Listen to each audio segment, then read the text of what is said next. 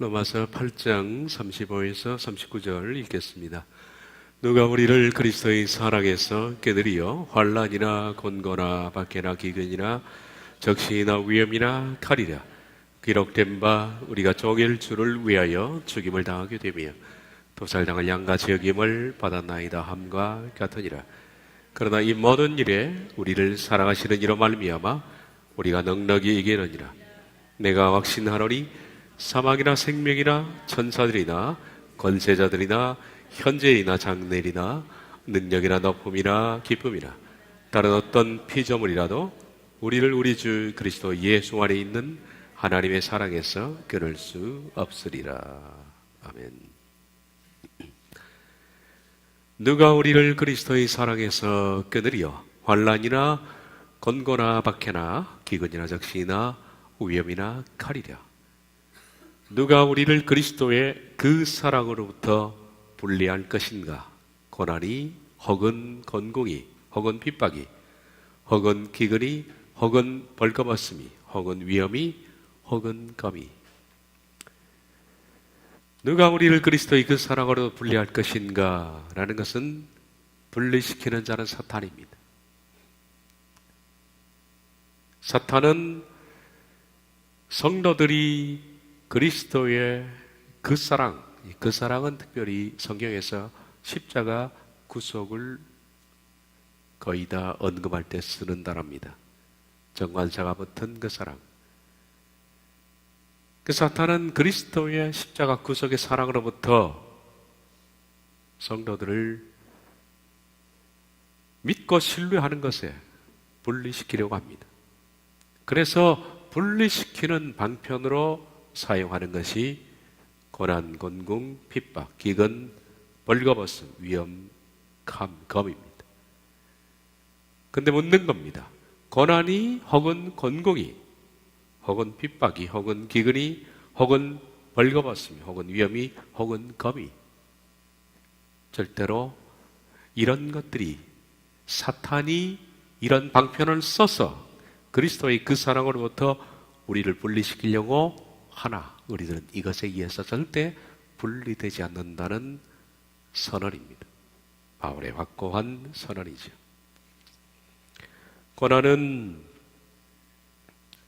이 환난, 이 고난은 사람의 감정, 내적 감정을 표현하는 단어입니다. 외부적인 굉장히 두려운 상황 속에서 마음속으로 느끼는 절망감, 두려움, 낙담감, 좌절감, 비천함 같은 감정을 표현하는 단어인데 사전에서도 이 고난이라는 이 단어는 내적인 감정이다. 그렇게 말합니다. 사람은 이 내적인 감정의 두려움 때문에 어떤 경우는 그 환난이 닥치기 전 먼저 사람은 마음속으로 패배하고 말죠. 고문이 닥치기 전 고통과 파멸과 파산과 죽음의 위기 등이 닥치기 전에 두려워서 사람들은 공포를 느낍니다. 예를 들면 사람이 자살할 때 꼭대기에서 떨어지면요, 떨어지기 전에 보통 죽습니다. 10층에서 떨어졌다 그러면 이미 8층, 7층에서 이미 사망한답니다. 왜냐하면 극심한 두려움으로 심정지가 벌어져요. 그리고 뒤늦게 떨어집니다. 아플 것 같지만은 전혀 아프지가 않습니다. 이미 죽었기 때문이죠. 대부분의 사람들은 이 고통, 이것이 어떤 죽음이라는 직접적인 상황을 겪기 전에 먼저 느끼는 감정입니다.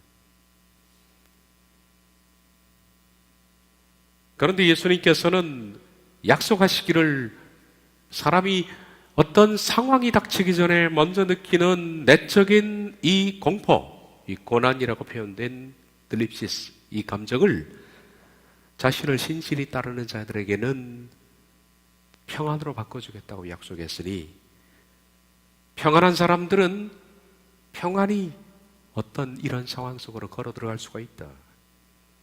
그래서 막상 환난기 속에 그런 상황이 닥치더라도 평안하게 그런 상황을 맞이할 수 있는 마음, 믿음의 선진들이 그렇게 할 수 있었던 이유가 하나님이 그들에게 주신 이 평안한 감정 때문에 그렇다. 이 선물이죠. 이런 상황 속에서 평안한 감정을 가진 사람이 무서운 겁니다. 무서운 거예요. 요한복음 14장 27절 평안을 너희에게 끼친노니 곧 나의 평안을 너희에게 주노라. 내가 너희에게 주는 것은 세상이 주는 것과 같이 아니하리라. 너희는 마음에 근심하지도 말고 두려워하지도 말라. 평안이. 평안은 말씀드린 것처럼 에이레네라는 고요함입니다. 마음이 고요해지는 거예요. 그러니까 두려워하지도 말고 근심하지도 말라. 내가 고요함을 주겠다. 이것을 너희에게 이르는 것은 너희로 내 안에서 평안을 누리게 하려 함이라. 세상에서는 너희가 환난을 당하나 담대하라. 내가 세상을 이겼노라.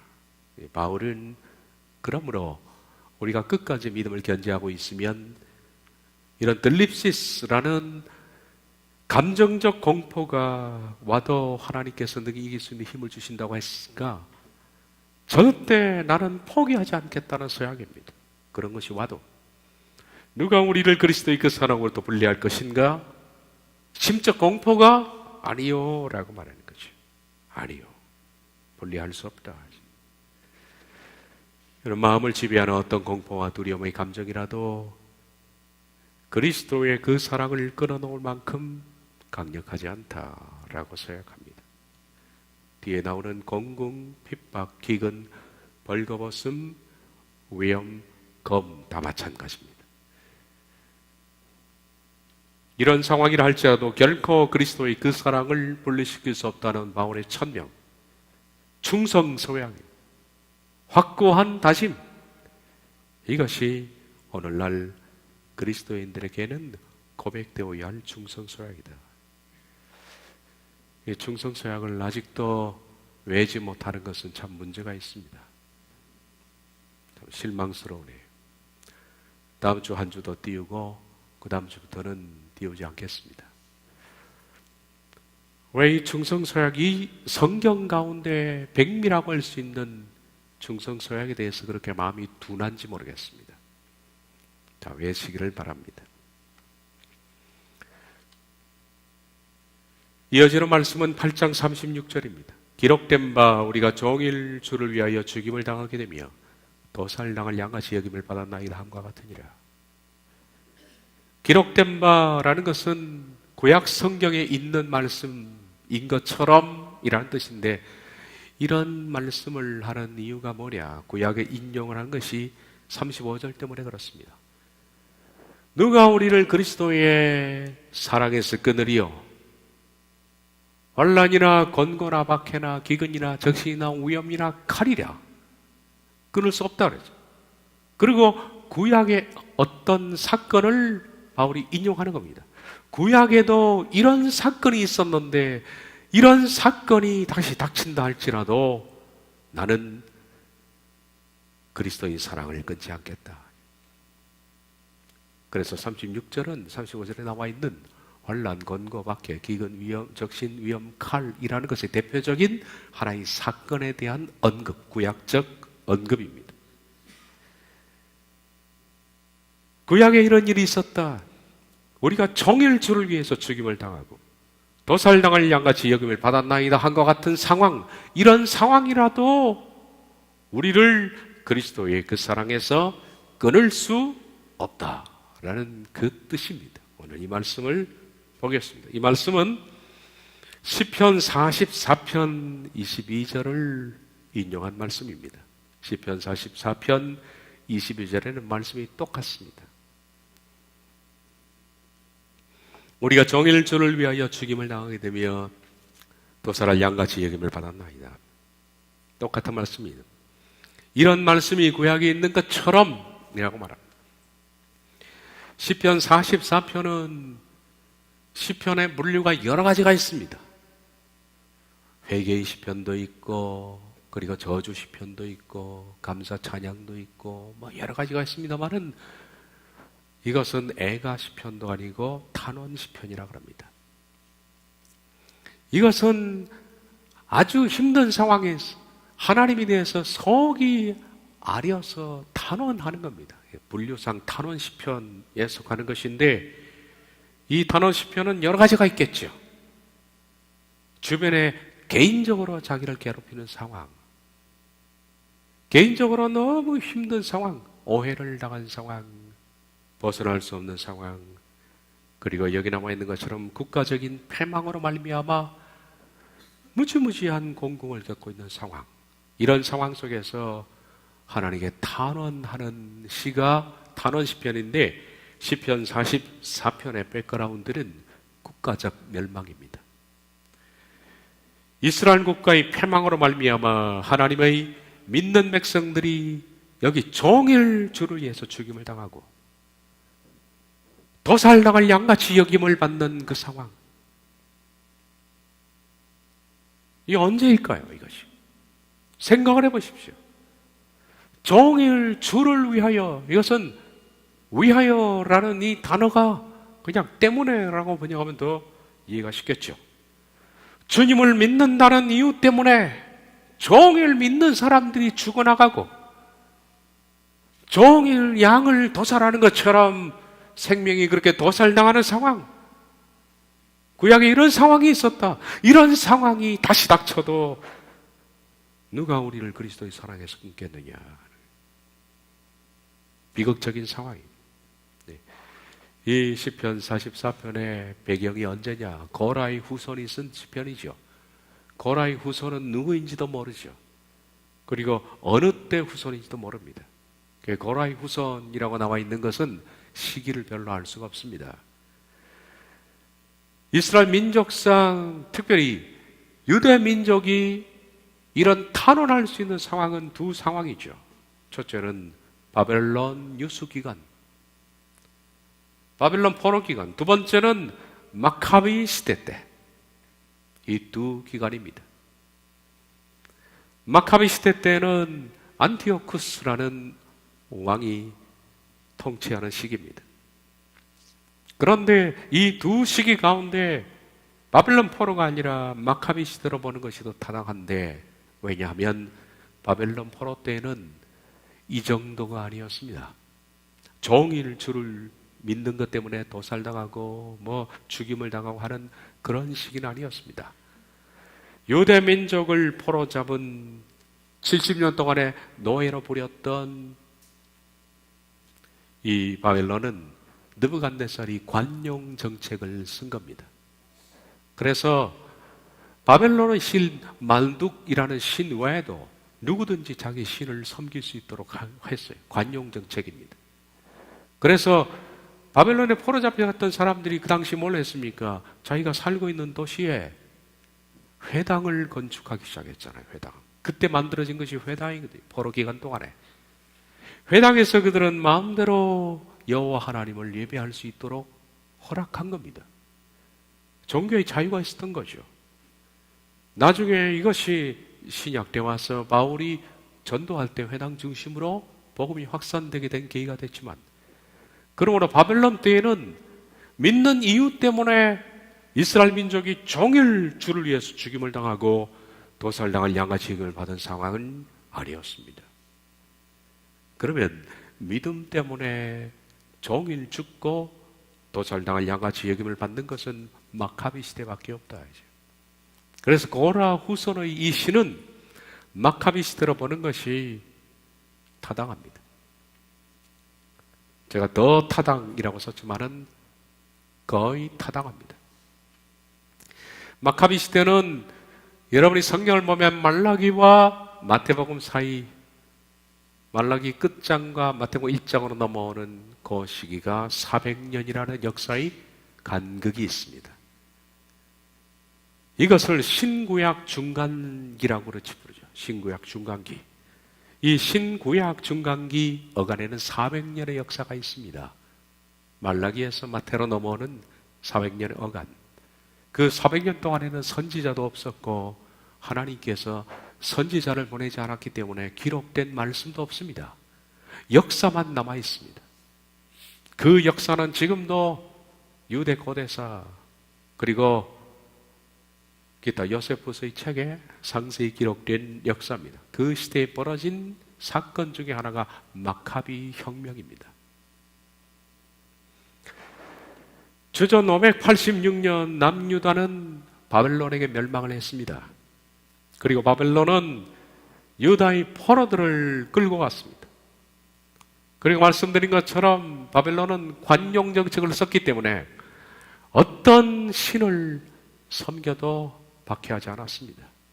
그래서 비교적 끌려갔던 백성들이 편안하게 하나님을 회당 중심에서 모실 수가 있었습니다.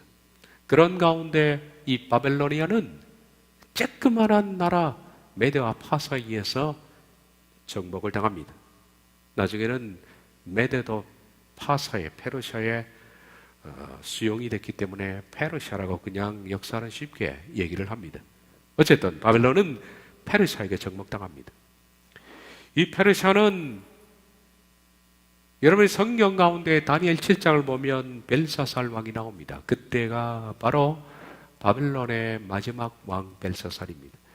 이 벨사살 왕이 바로 자기의 느부갓네살 선조가 가지고 온 금, 은, 동 이런 성전의 기명을 가지고 제사 드리는 기명을 가지고 술을 부어 먹다가 바로 마지막에 분벽에 손가락이 나타나서 내가 너를 저울에 달아봤으나 너는 무게가 나지 않아서 오늘 내가 버린다 한 그 시간에 이미 메대와 파사 연합군이 들어오고 있었던 그때입니다. 허벅다리가 녹는 듯 벌벌벌벌 떨고 있는 그 순간에 이미 그 도성은 정복이 된 거예요. 그래서 바벨론은 끝납니다. 메대와 파사 연합군은 바벨론 성을 완벽하게 정복하고 이 바벨론 도성으로 들어가는 100개의 청동문이 있었는데 이 청동문을 불로 다 녹여버렸습니다. 그리고 그 도시로 들어가서 바벨론 사람들을 3,000명을 잡아서 모두 말뚝에 꽂아서 처형을 시킨 겁니다. 잔인하게. 그것이 바로 페르시아, 무서운 정복이었죠. 그렇게 해서 바벨론은 역사상 그 제국이 끝나고 페르시아가 옵니다. 페르시아의 고레스 왕 시대에 이르렀을 때 비로소 바벨론이 잡아왔던 유대 포로를 석방하게 됩니다. 바로 그 시대의 역대기 저자는 고레스가 석방한 그 시기에 이 말씀을 성취되었다라고 적고 있는 것인데 그것이 역대하 36장 21에서 23절 말씀입니다. 이에 토지가 황폐하여 땅이 안식년을 누린같이 안식하여 70년을 지냈으니 여호와께서 예레미야 입으로 하신 말씀이 이루어졌더라. 바사의 고레스 왕 완년에 여호와께서 예레미야 입으로 하신 말씀을 이루시려고 여호와께서 바사의 고레스 왕의 마음을 감동시키시며 그가 온 나라에 공포도 하고 조서도 내려 이르되 바사 왕 고레스가 이같이 말하노니 하늘이신 여호와께서 세상 만국을 내게 주셨고 나에게 명령하여 유다 예루살렘의 성전을 건축하라 하셨나니 너희 중에 그의 백성된 자는 다 올라갈지어다. 너희 하나님 여호와께서 함께 하시기를 원하노라 하였더라. 이 페르시아가 나라가 적은 나라였습니다. 지금의 이란에 해당하는 나라이죠. 적은 나라가 큰 바벨론을 삼킨 뒤에 페르시아는 마찬가지로 자기의 적은 병력으로 바벨로니아가 다스리던 전 제국을 식민지를 다 지배할 수가 없기 때문에 그들은 유화 정책을 쓴 겁니다. 유화 정책의 일환으로 각 나라의 신들을 인정하고 잡혀온 포로들을 도로 석방하는 일들을 했는데 그때 바벨론이 잡아왔던 유대 민족들 실제로는 유대 포로들을 그들이 컨트롤할 힘이 없는 거예요. 그러니까 돌려보내는 겁니다. 그가 믿음이 좋은 것처럼 보이지만은 그는 그냥 정치적인 멘트입니다, 이것이. 그리고 돌아가라. 그렇게 해서 돌아가게 됐는데 예레미야의 입에 하나님께 주신 말씀이 이루어졌다 그렇게 말하죠. 그 뒤에 이처럼 페르시아는 유대 민족과 좋은 관계를 오랫동안 유지했습니다. 좋을 수밖에 없죠. 포로 석방을 하고 그리고 돌아가지 않은 사람들이 거기 남아 살고 있었고 그들을 가리켜서 디아스포라라 그렇게 말하죠. 흩어진 사람들. 그래서 사도행전에 보면 성령 강림할 때 각 도에서 사람들이 오자 메소포타미아, 본도, 길리기아 뭐 각 지역에서 이렇게 옵니다. 저들이 우리나라 말로 방언 말함을 어찌된 일이냐 했던 그 사람들이 돌아오지 않고 그 도시에 남아서 후손과 함께 살았던 그들을 가리켜서 디아스포라라 그렇게 부르죠. 돌아온 사람들이 유대 민족을 이루었고 그렇게 해서 페르시아와 유대는 오랫동안의 좋은 관계를 유지했습니다. 그랬던 페르시아가 역시 조그만한 그리스에 의해서 멸망당합니다. 그리스 제국은 나중에 커졌지만은 처음에는 그리스의 출발은 마케도니아입니다. 지금도 마케도니아라는 도시는 작습니다. 마케도니아의 필립이라는 왕의 아들인 알렉산더 대제가 불같이 일어나서 헬라 그러면 그리스 전역을 다 말한 지중해를 둘러싼 나라를 전부 헬라라 그럽니다. 이 헬라 제국을 전부 통치했습니다. 그리고 그는 모든 헬라의 언어가 4,000개가 넘었는데 4,000개 넘는 언어를 그냥 공용어 하나를 만들어버렸습니다. 그것이 신약 성경이 기록된 공용어 헬라어라는 겁니다. 이 헬라어는 어느 도에 가서도 쓸 수가 있는 거죠. 방언이 아니라. 바로 이것 때문에 복음이 확산되는 계기가 된 거죠. 이 알렉산더 대제가 헬라 제국을 다 정복하고 불같이 일어났습니다. 근데 그는 인도 정복에 나섰다가 32세 때 갑자기 말라리아로 사망하고 맙니다. 그는 후계자도 없었습니다. 32세니까. 그를 이어서 이 헬라 제국을 지탱한 아들도 없었고 그래서 자연스럽게 그의 신복 4명의 휘하 장군에 의해서 나라가 넷으로 쪼개집니다. 이 시대를 마치 춘추 전국 시대처럼 중국에 그렇게 분할 통치하는 시기였습니다. 여러 장군들이 왔다 갔다 하면서 최후로는 유대 지역 통치를 맡았던 자가 바로 안티오쿠스 에피파네스. 에피파네스는 이름은 아니고 안티오쿠스에게 뒤에 붙여진 별명입니다. 좀 뒤에 제가 설명할 겁니다. 그러니까 유대 지역의 통치를 맡았던 사람이 안티오쿠스 에피파네스 4세입니다. 그런데 이 사람이 극악한 4명의 휘하 장군 가운데서 제일 지독한 놈이 유대를 맡게 된 겁니다. 이것이 바로 신구약 400년사에 불행의 시가 시작된 동기가 됩니다. 우리들은 말라기와 마태 사이가 별로 없이 탈 없이 그냥 쑥 지나가지만 정말 격동기입니다. 역사적으로 이런 격동기가 없었고 역사적으로 바벨론 포로보다 더 극악한 시기가 이 400년이었습니다. 실은 이 안티오쿠스 에피파네스는 철저한 모든 자기가 식민 통치하는 지역의 사람들을 헬라화를 요구했습니다. 그 나라의 문화를 인정하는 것이 아니고 그 나라의 종교를 인정하는 것도 아니고 반드시 그 나라 민족은 내가 믿는 신을 믿어야 되고 내 문화를 그대로 전수받아야 되고 철저한 헬라화를 요구했습니다. 일제가 바로 일본화를 요구한 것처럼 이것이 바로 유대와 헬라가 이 안티오쿠스와 충돌하게 된 배경입니다. 그래서 비극적인 사건이 터지게 되는 거예요. 이런 와중에 쓰여진 시편이 시편 44편입니다. 그러니까 이스라엘 역사상 신구약 중간기의 역사는 가장 극악한 시기였다 라는 겁니다. 이 시기에 고라의 후손이 괴로움으로 탄원하는 시편입니다. 이것이 그 시편 가운데서는 그렇게 말합니다. 옛날에는 우리 백성을 하나님이 인도하지 않았습니까? 먼저 그렇게 하소연 합니다. 1절에 3절 하나님이여 주께서 우리 조상들의 옛날 곧 옛날에 행하신 일을 그들이 우리에게 일러주며 우리가 우리 귀로 들었나이다. 주께서 주의 손으로 뭇 백성을 쫓아내시고 우리 조상들을 이 땅에 뿌리박게 하시며 주께서 다른 민족들은 고달프게 하시고 우리 조상들은 번성하게 하셨나이다. 그들이 자기 칼로 땅을 얻어 차지함이 아니요 그들이 판이 그들을 구원함이 아니라 오직 주의 오른손과 주의 팔과 주의 얼굴의 빛으로 하셨으니 주께서 그들을 기뻐하지 아니하신 까닭이니라. 우리 민족이 강해서 그런 것도 아니고 하나님께서 그 민족을 쫓아내시고 우리 민족을 그 땅에 심으시고 번성하게 하셨다. 이 우리 민족이 탄생하게 된 것은 전부 하나님의 은혜였다, 이렇게 말합니다. 구약에 이집트에서 노예했던 이스라엘 민족을 가나안 땅에 심으신 그 사건을 언급하는 겁니다. 그런데 왜 하나님께서는 더 이상 이제는 이 땅에 심어놓고 이제는 인도함이 없습니까? 라는 탄원입니다.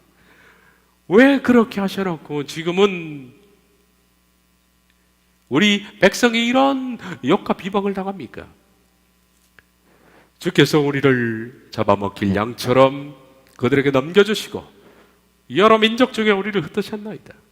주께서 저희 백성을 헐값으로 파시니 그들을 판값으로 이익을 얻지 못하셨나이다. 주께서 우리로 하여금 이웃에게 욕을 당하게 하시니 그들이 우리를 둘러싸고 조소하고 조롱하나이다. 주께서 우리를 못 백성 중에 이야기거리가 되게 하시며 민족 중에서 머리 흔들림을 당하게 하셨나이다. 나의 능력이 종일 내 앞에 있으며 수치가 내 얼굴을 덮었으니 나를 비방하고 욕하는 소리 때문이요 나의 원수와 나의 복수자 때문이다. 예전에는 우리 민족을 불러놓고 지금은 왜 이렇게 하십니까? 그런 거죠. 그런데 이렇게 민족적으로 죄를 보면서 포로로 끌려가고 압제를 당하고 박해를 당했지만 그 가운데 신실한 하나님의 사람들은 신앙을 잃지 않았습니다. 많은 사람들이 배교했지만은 잃지 않았습니다. 바로 그 사람들에 대한 얘기입니다. 17절에서 22절이 이 모든 일이 우리에게 마였으나 우리가 주를 잊지 아니하며 주의 언약을 어기지 않았나이다. 이런 사람들이 있다는 거예요. 대부분의 사람들이 배교하고 하나님을 떠나고 신앙을 버리고 하지만은 절대 그렇지만 주를 잊지 아니하며 안티오쿠스 왕 밑에서 언약을 어기지 않는 사람이 있다. 우리 마음은 위축되지 아니하고 우리 걸음도 주의 길을 떠나지 아니하였으나 주께서 우리를 승량의 처소에 밀어 넣으시고 우리를 사망의 그늘로 덮으셨나이다. 우리가 우리 하나님의 이름을 잊어버렸거나 우리 손을 이방신에게 향하여 폈다면 하나님이 이를 알아내지 아니하시니까 무릇 주는 마음의 비밀을 아시나이다. 내 마음 아시죠? 배교하지 않는 내 마음을 다 아시지 않습니까? 그래서 나오는 것이 우리가 정일주를 위하여 죽임을 당하게 되며 도살을 양같이 지금을 받았나이다. 안티오크 세비파네스 밑에서 믿음을 가진 사람들은 헬라화를 절대 거부하니까, 헬라의 다신놈들을 전부 거부하니까 그들은 주를 잊지 않고 언약을 지킴으로써 안티오쿠스에 의해서 종일 주를 위해서 죽임을 당하고 도살당을 양같이 여김을 당하는 그런 상황이 닥쳤다 한 겁니다. 기록된 바 바로 이 사건을 바울이 인용하는 겁니다. 이 시기에는 말로 나을 수 없는 고난과 박해를 당했습니다. 믿음을 가진 그 자체가 고난이요 박해였습니다. 안티오쿠스는 성전 제단에 제우스상을 세우고 돼지머리를 올려놓았습니다. 그는 유대인의 헬라화를 위해서 극단적 박해를 가했습니다. 헬라화를 하고 이름을 창시 개명하고 문화를 받아들이고 그들의 신에 절을 하고 하면 제우스에게 절을 하면 그들을 죽이지 않았습니다. 마음대로 살보자 그랬습니다마는 신앙을 지킨 사람들은 극단적으로 죽음 가운데로 몰아넣은 것이 바로 이 시기입니다. 그래서 신앙을 가진 수많은 사람들을 살해하고 목을 잘라서 그것을 걸어놓는 일들은 거리에 그냥 비일비재한 일이었습니다. 그 결과 이 사이에 생긴 것이 바리새파, 사두개파, 에세네파 이런 것들이 다 이때 생긴 겁니다. 여러분 구약에는 바리새인이 없죠. 사두개인도 안 나옵니다. 그 당시 사람들 가운데에서 종교인들이 있었는데 이 종교인들이 헬라화를 거부하고 죽더라도 나는 유대 민족 종교를 지키겠다 한 종교인들이 바리새파입니다. 그런데 헬라주의와 적당히 타입한 사람들이 사도계파입니다. 이들이 거의 제사장 직급을 다 받았죠. 돈을 많이 벌었습니다.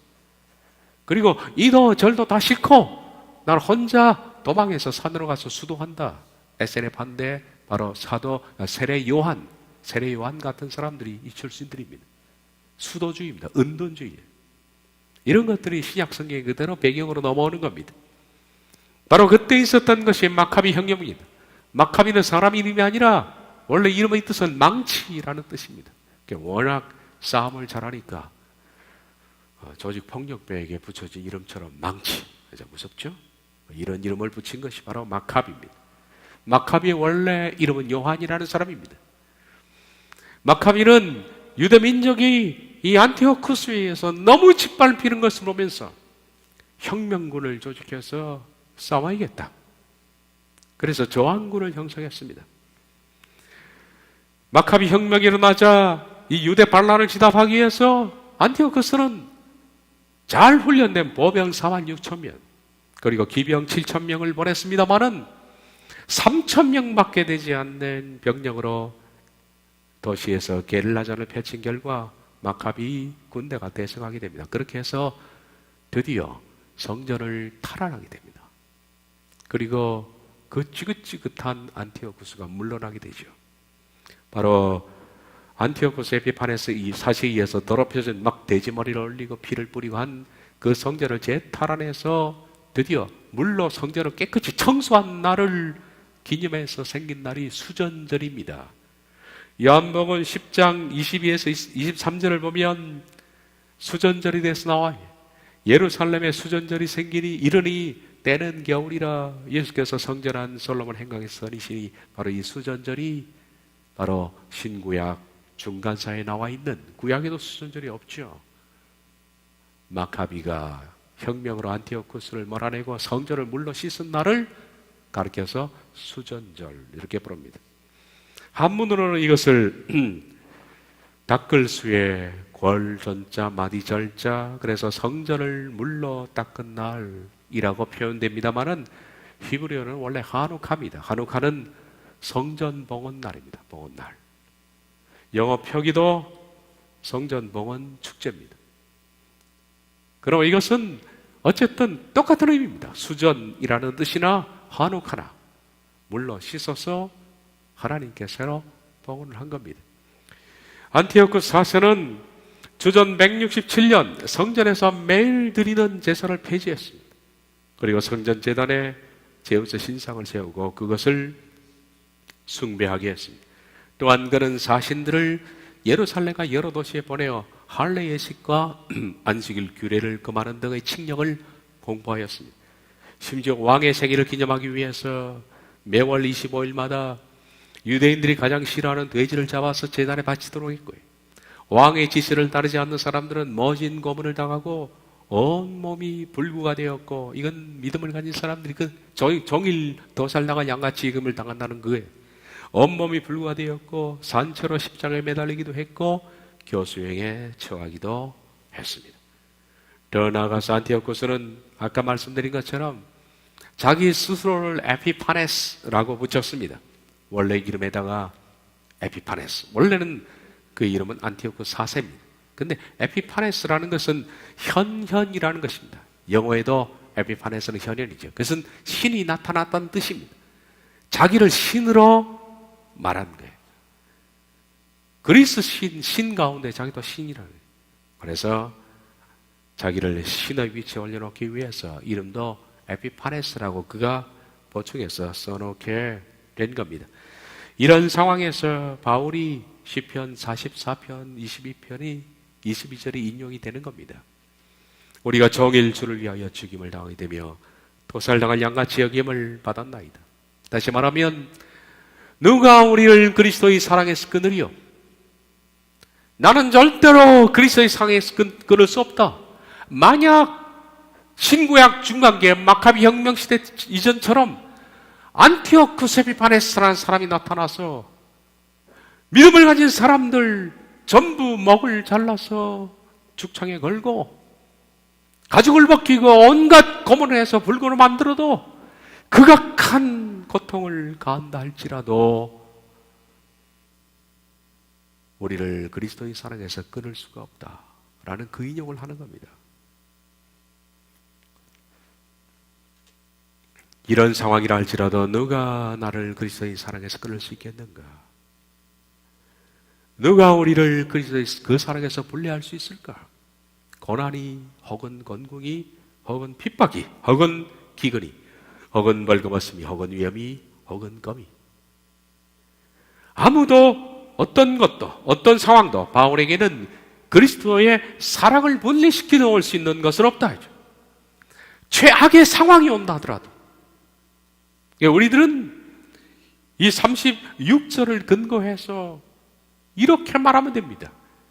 역사상 최악의 순간이 다시 내게 도래한다 할지라도 우리들은 절대 그리스도의 사랑에서 끊지 않겠습니다. 그가 그리스도의 사랑에서 끊을 수 없다는 이유는 37절에 나오는데 그러나 이 모든 일에 우리를 사랑하시는 이로 말미암아 우리가 넉넉히 이기느니라.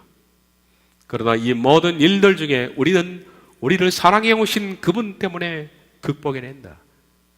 바울이 용감한 것일까?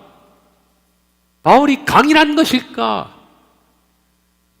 아니라 바울 속에 그리스도께서 자기를 사랑해 오신 그 사랑 때문에 그는 바로 시편 44편 같은 마카비 시대의 상황이 온다 해도 그 사랑이 나는 이런 고난을 극복해낼 수 있다 이렇게 말합니다. 사랑이 더 강하다는 얘기죠. 37절은 사랑 때문에 나는 극복할 수 있다. 바울은 종일 죽임을 당하며 도살당한 양같이 여김을 받는 상황이라도 결코 그리스도의 사랑을 끊을 수 없는 이유는 그분이 나를 사랑해 오신 그 사랑 때문에 라고 말을 합니다. 우리를 사랑해 오신 그분 때문에 결국 예수님의 십자가 구속 사랑 때문에 바울은 이 모든 상황을 이길 수 있다라고 선언합니다. 그 사랑은 십자가에서 나타났는데 우리가 그를 사랑한 것이 아니라 그분이 우리를 먼저 사랑한 그 사랑. 요한일서 4장 9절 이하에 하나님이 우리 사랑이 우리에게 이렇게 나타난 바 되었으니 하나님이 자기의 독생자를 세상에 보내심은 그로 말미암아 우리를 살리려 하심이라.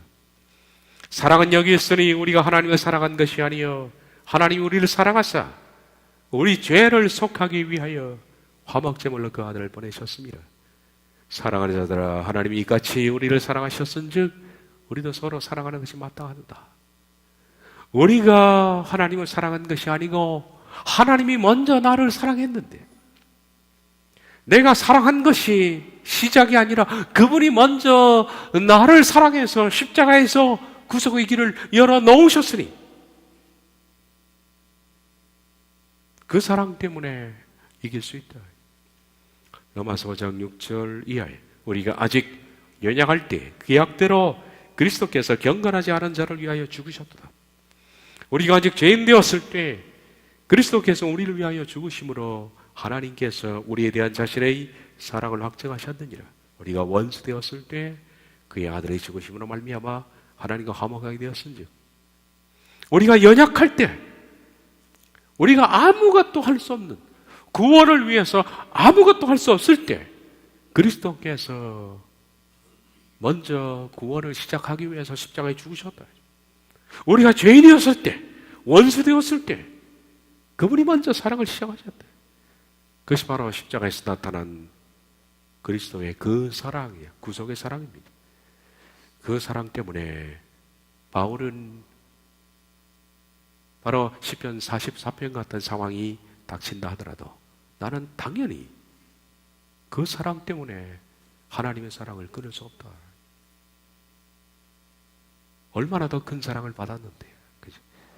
얼마나 위대한 사랑을 받았는데, 오늘 그리스도인들의 사랑이 얄팍해서 그리스도의 그 사랑, 구속의 사랑이 엄청나게 큰데 자신의 상황이 조금 변하기만 하면 신앙 고백을 쉽게 바꿔버립니다.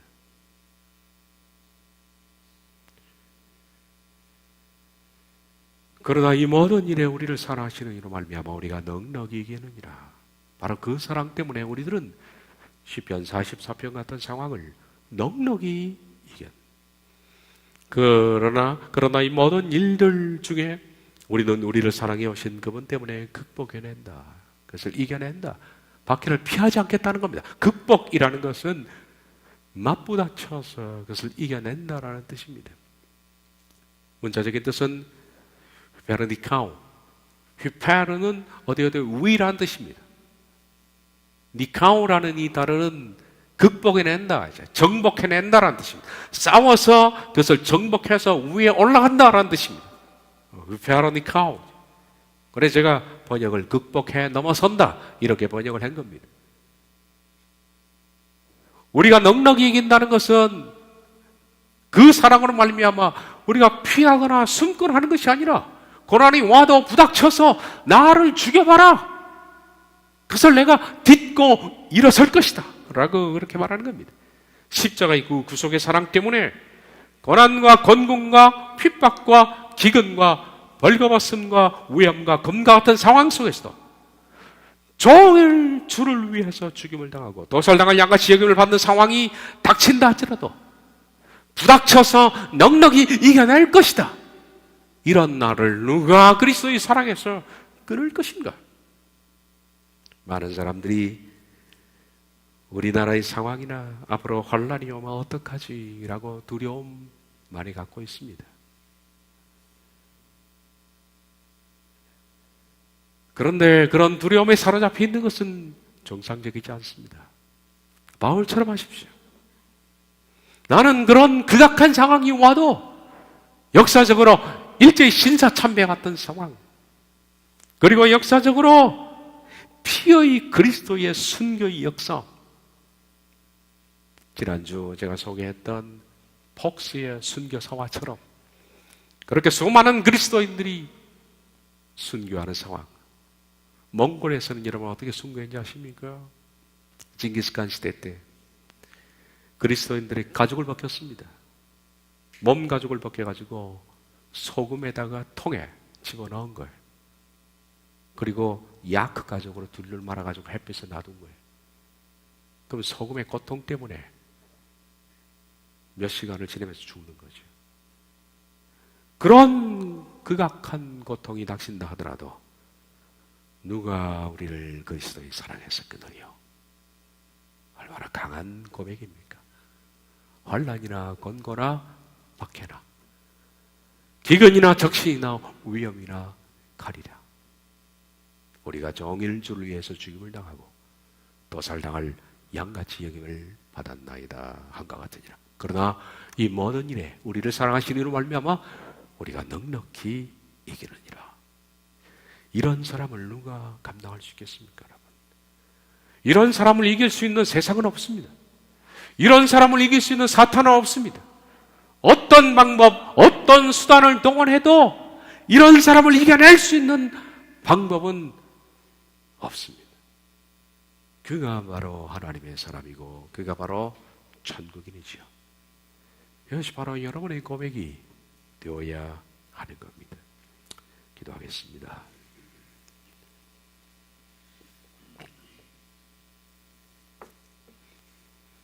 누가 우리를 그리스도의 사랑에서 끊으리요? 환난이나 권고나 박해나 기근이나 적신이나 위험이나 칼이라. 기록된 바 우리가 종일 주를 위해서 죽임을 당하며 도살당할 양같이 여김을 받았나이다 함과 같으니라. 이런 상황이 내게 닥쳐도 우리는 그리스도의 사랑에서 절대로 끊지 않겠습니다. 이것이 우리 고백입니다. 왜냐하면 그 엄청난 사랑을 주님이 먼저 시작했기 때문에 영원한 지옥의 사람을 살리기 위해서 십자가에서 그분이 먼저 문을 열었기 때문에 그 사랑 때문에 우린 끊을 수가 없습니다. 예수님의 이름으로 기도하옵나이다.